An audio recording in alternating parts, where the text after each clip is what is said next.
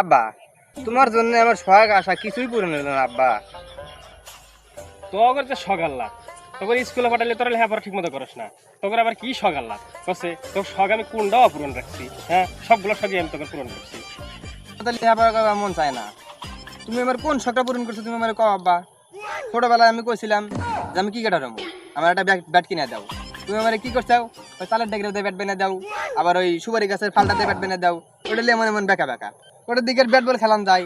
তুমি আমার কও, তুমি যদি তখন আমার ব্যাট বল কিনে দিতা তাহলে আজ আমি বড় হইয়া সাকিব আলী হইতাম। তোকে বানাবার চাইছি আমি ফুটবলার, এর জন্য তোকে আমি না বল কিনে দিছি কত, তুই তো মেসি হবার পারলি না, আর তুই হবার চাস ক্রিকেটার। বাংলাদেশের ক্রিকেটার খেলোয়াড়ের যে অবস্থা, তুই তো খেলা দেখছি না। এই কয়দিন আগে খেললো, এই খেলা দেখে 7 দিন তুই তো আমার খুঁজে পাইছিলি, পাস নাই। এই 7 দিন আমি কইয়াছিলাম জানো সময়, আমি কোমার মধ্যে ছিলাম। আমার যে অবস্থা, 7 দিন তো আমি বেহুশ।